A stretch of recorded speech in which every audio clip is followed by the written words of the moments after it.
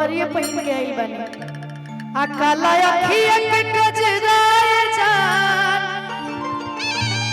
बक्सर के जब हमने के पटना से आवत रही जा तो सतीश अंकल बोलने के जा के तिलकुट बड़ी फेमस होला। हमने के बक्सर के तिलकुट तिलवा बड़ी फेमस है कि काला अखिया के गजराए जान तू काला काला तिलकुट लगलू उड़े वाली पैरासूट लागलो काला सूट में क्यूट लागलो। हारमोनियम हटा अभी कि कश्मीर के फ्रूट लागलो काला सूट में क्यूट लागलो।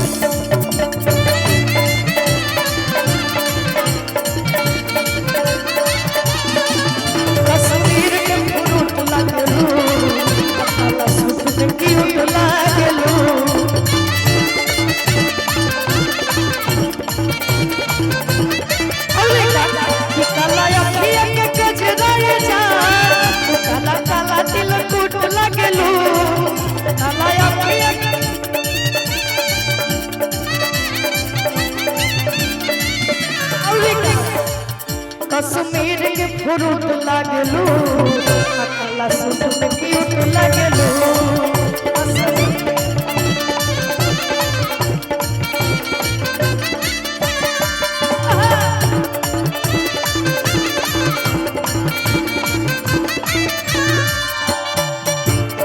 चाचा जी की तरफ से ढेर सारा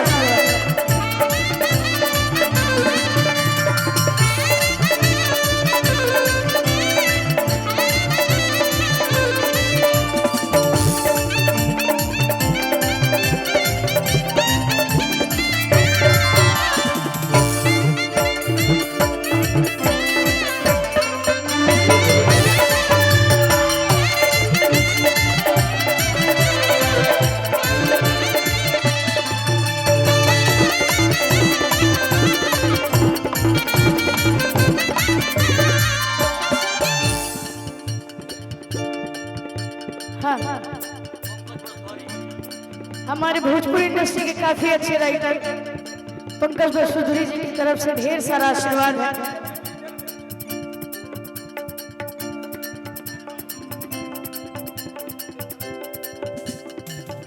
और लइका का कहला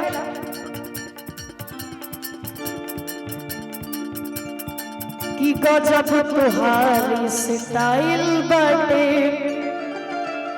अपरिलिया नहीं स्माइल बाटे अरे वो कवन क्रीम तू लगावेलू गोरी बारू स्वीट जैसे चीनी के बोरी। अबे भैया कैसे कि गजब तोहारी स्टाइल बाटे अपरिलिया नहीं स्माइल बाटे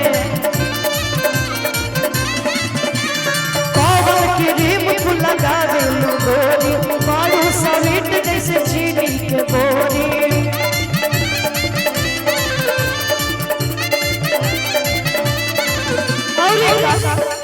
कि करी रूप के बड़ाई के तना करी रूप के बड़ाई के तना तू नया नया रंग रूट लगलू अच्छी के बली दला बूट लगलू काला सूट में क्यूट लगलू।